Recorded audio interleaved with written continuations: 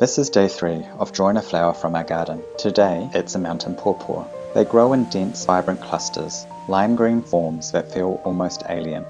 I start by just looking, the waxy, lightly glossy, tentacle-like petals pushing outwards, confident, a little strange. Below them, the flower narrows into a clear hourglass shape. It holds itself with a compact strength. It feels unexpected here, something exotic and unfamiliar, existing quietly in our garden. That moment of looking and noticing always slows me down before I draw. I begin with graphite again. A familiar starting point after the last 2 days. With this flower, I was paying close attention to contrast.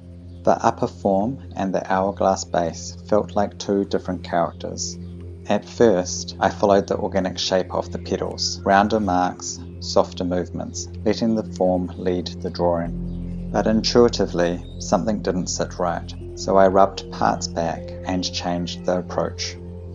Straighter, more directional lines, angled surfaces, mark making describing curves through the structure.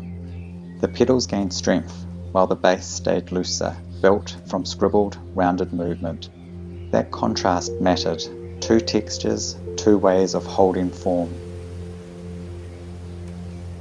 Graphite became a space to test that language, working out how different marks could tell different stories within the same flower.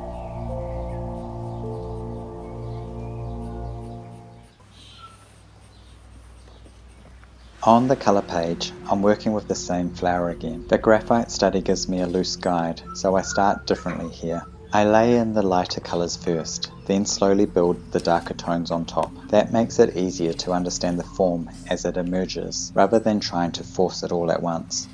As the layers build, the contrast becomes clearer. The upper form starts to feel more constructed, almost mechanical in how it holds itself. The lower shape stays looser, more organic, grounding the drawing in something alive. Together it starts to feel unwieldy, not quite plant, not quite machine. Something tentacle-like, unfamiliar, as if it belongs to another landscape.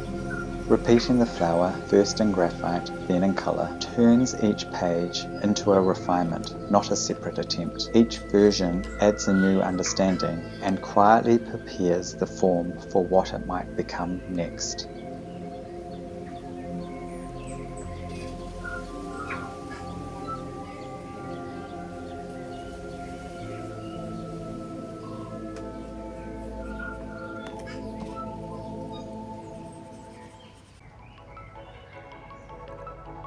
Each time I draw this flower, it carries something new. Not a better version, just a different way of seeing it. Graphite finds the structure, colour softens and reshapes it. Meaning builds through repetition. Today is day 3 of the 7-day Garden Sketchbook Ritual. The same form, met with a little more understanding. If this slow practice resonates, feel free to follow along. I'm quietly rebuilding my creative flow, one small moment at a time.